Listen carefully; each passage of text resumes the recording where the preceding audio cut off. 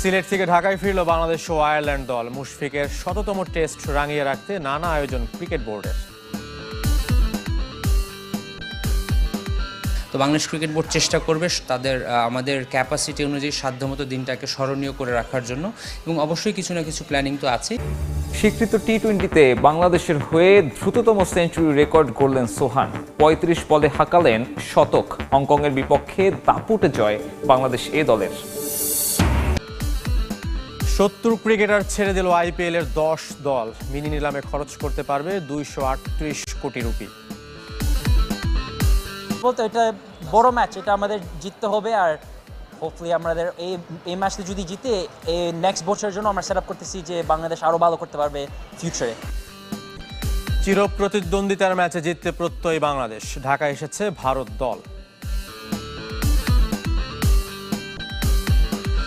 অনূর্ধ্ব ১৯ নারী দলের নির্বাচন প্রক্রিয়ায় কোনো অনিয়ম হয়নি। এনএসসির চিঠির জবাবে বিসিবি। চট্টগ্রামে আঞ্চলিক কোচিং কার্যক্রম শুরু। ক্রিকেটে হওয়ার বাংলাদেশ আয়ারল্যান্ড সিরিজ দ্বিতীয় শেষ টেস্ট খেলতে ঢাকায় ফিরেছে দুদল। 4 দিনে সিলেট টেস্ট শেষ হওয়ায় একদিন আগেই ফিরেছে ক্রিকেটাররা।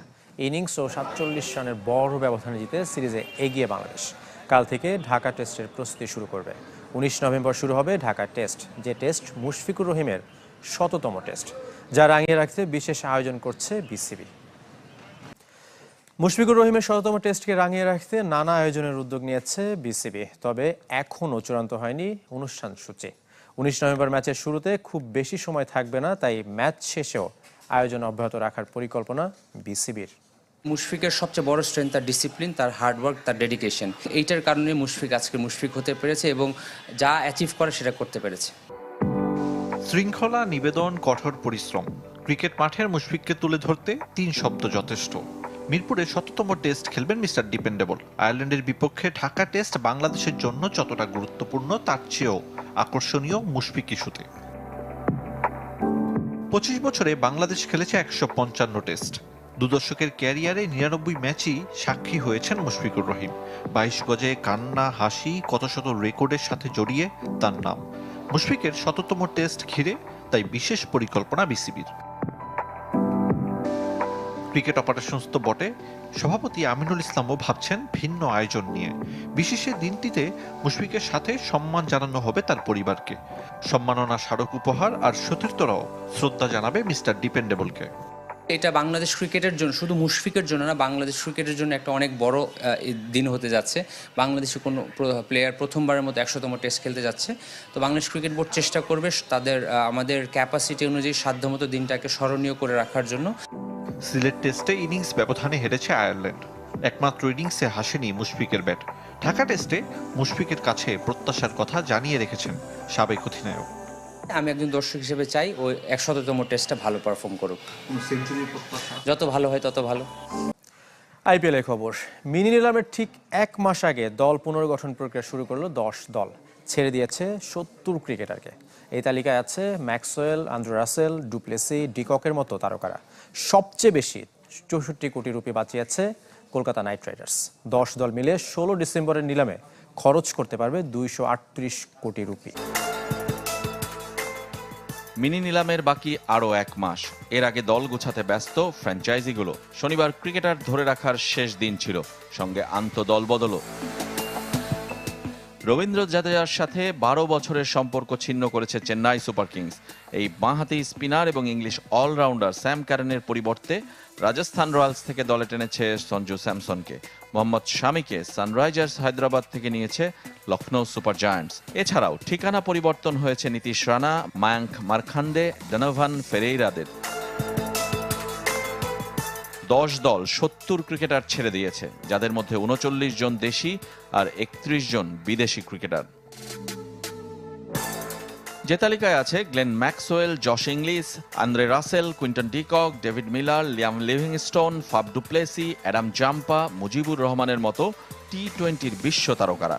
কিন্তু বয়স আর চাহিদা বিবেচনায় কঠিন সিদ্ধান্ত নিতে হয়েছে দলগুলোকে। তবে মিনি নিলামে আরও একবার সুযোগ পাবেন এসব ক্রিকেটার। সবচেয়ে বেশি 9 জনকে ছেড়ে দিয়েছে কলকাতা নাইট রাইডার্স, আর তাতেই তাদের বেঁচে যাওয়া টাকাটাও বেড়েছে অনেক। 64 কোটি 30 লাখ রুপি খরচ করতে পারবে মিনি নিলামে। এরপর চেন্নাই 43 কোটি 40 লাখ। পরের ধাপগুলোতে আছে হায়দ্রাবাদ, লখনৌ, দিল্লি। 10 দল মিলে যে সংখ্যাটা 238 কোটি রুপির মতো। ভারত ম্যাচ জিতে প্রায় 2 যুগের আক্ষেপ ঘুচাতে চায় বাংলাদেশ। সমিত সোমের বিশ্বাস, নেপালের চেয়ে সহজ প্রতিপক্ষ ভারত। চারদিকে সমালোচনা থাকলেও কোচ হাবিয়ার কাবরেরার প্রশংসা ঝরেছে এই মিডফিল্ডারের কণ্ঠে। নেপাল ম্যাচের পর হামজা জামালদের এবার ভারত পরীক্ষা। একদিন পর মাঠের অনুশীলনে বাংলাদেশ। এশিয়ান কাপ মূল পর্বে খেলার সুযোগ না থাকায় হারানোর কিছু নেই, তবে প্রতিপক্ষ ভারত বলেই আবহ ভিন্ন। সমিত সোমের মতে চিরপ্রতিদ্বন্দ্বিতার ম্যাচ। মোটিভেশন কাজ করছে, তো বিশাল বড় রাইভারি ম্যাচ, তাই না? আমরা জানি ইমপ্লিকেশনস কি, প্রেশারটা কি। প্রায় 2 যুগ দলটির বিপক্ষে জয় নেই। ফিরতি লেগের ম্যাচ দিয়ে সেই আক্ষেপ ঘোচাতে চায় বাংলাদেশ। কোচ আজকে বসলো, মানে আমরা 23 ইয়ার্সে বোধহয় জিতি না এদের সাথে, আমি এটা জানি না। আর আমরা মানে এশিয়া কোয়ালিফিকেশনে, ওয়ার্ল্ড কাপের কোয়ালিফিকেশন জিতি না এখনো। সো মোটিভেশনটা কোনো বানাইতে হবে না এই ম্যাচের জন্য। সবাই জানে এই ম্যাচ কি, মানে ইভেন আমি কখন ফার্স্ট সাইন আপ করছি বাংলাদেশের জন্য খেলতে, মনে আছে ফার্স্ট দিনে যে এক হোটেলে কখন আসি কেউ বসে ইন্ডিয়ান ম্যাচের জন্য রেডি থাকতো, আর এটা সিঙ্গাপুরের সাথে ছিল মার্চে না জুনে, তাই না? সো এই ম্যাচে অনেক ইমপ্লিকেশন আছে, আর আমাদের মোটিভেশনটা আছে যে এই ম্যাচ জিততে হবে আর জিতবো। র্যাঙ্কিং অথবা শক্তির বিবেচনায় নেপালের চেয়ে এগিয়ে ভারত। সমিত সোম অবশ্য তা মানতে নারাজ। সো নেপাল যেভাবে ডিফেন্ড করছে, ইন্ডিয়া এইভাবে মনে হয় এত ভালোভাবে ডিফেন্ড করতে পারবে না, স্ট্রাকচার এইভাবে রাখতে পারবে না, আর ওইটাতে আমরা এক্সপ্লয়েট করতে পারবো। আর এখন আমরা যেভাবে পাসিং করছি, ওই হাফ স্পেসগুলো পাচ্ছি, ওইভাবে আমরা এদেরকে ইম্প্যাক্ট করতে পারবো। শেষ মুহূর্তে গোল কনসিড করা নিয়মে পরিণত করেছে দল। ভারত ম্যাচের আগেও আলোচনা এই প্রসঙ্গ। চারদিকে সমালোচনা থাকলেও কোচ হাভিয়ার কাবরেরার প্রশংসা ঝরেছে সমিত সোমের কণ্ঠে। কোচ তো আমাদের টিমের জন্য খুব ভালো, আমাদের জন্য স্ট্যান্ডার্ডটা হাই রাখে সব লোকাল প্লেয়ারের জন্য। সে একটা স্ট্যান্ডার্ড বানাইছে যে সব লোকাল প্লেয়ার যে এখান থেকে কীভাবে ফাংশন করতে হয়। সো আমি এখানে এসে দেখছি যে সব কিছু তো মোটামুটি ভালো স্ট্যান্ডার্ডে রাখছে। বছরের শেষ ম্যাচে জয় চাওয়া ফেডারেশন সভাপতিরও লক্ষ্য র্যাঙ্কিংয়ে উন্নতি। রেজাল্ট আনি বা খেলা কেমনে খেলি, আলটিমেটলি আমাদের র্যাঙ্কিং বাড়াইতে হবে, এটা আমাদের। এদিকে এশিয়ান কাপ বাছাই ম্যাচ খেলতে ঢাকায় এসেছে ভারত দল। সন্ধ্যায় ঢাকায় নামে টিম ইন্ডিয়া। 18 নভেম্বর ম্যাচের আগে 2 দিন অনুশীলনের সুযোগ পাবে ভারত। ঢাকায় আসার আগে বেঙ্গালুরুতে অনুশীলন করে এসেছে ভারত। বাংলাদেশের মতো 4 ম্যাচে 2 পয়েন্ট ভারতের। আশা শেষ এশিয়ান কাপ খেলার। তবে বাংলাদেশের মতো মর্যাদার লড়াই ভারতীয়দের। বিকাশের ব্র্যান্ড অ্যাম্বাসেডর হলেন জাতীয় দলের ফুটবলার হামজা চৌধুরী। গ্রাহকদের ক্যাশলেস লেনদেনে উৎসাহিত করতে বিকাশের বিভিন্ন পণ্যের প্রচারণায় অংশ নেবেন। এছাড়া ডিজিটাল লেনদেন বাড়ানোর পাশাপাশি সেবাটির ইকোসিস্টেম শক্তিশালী করার লক্ষ্যেও একসাথে কাজ করবে বিকাশ ও হামজা চৌধুরী। সম্প্রতি বিকাশের সাথে চুক্তি স্বাক্ষর করেন হামজা চৌধুরী। এই সময় অনুষ্ঠানে উপস্থিত ছিলেন বিকাশের chief marketing officer Mir Nawbat Ali. ভারতকে হারিয়ে শুভ সূচনা করতে চায় বাংলাদেশ ফুটবল, বললেন সমিত সোম।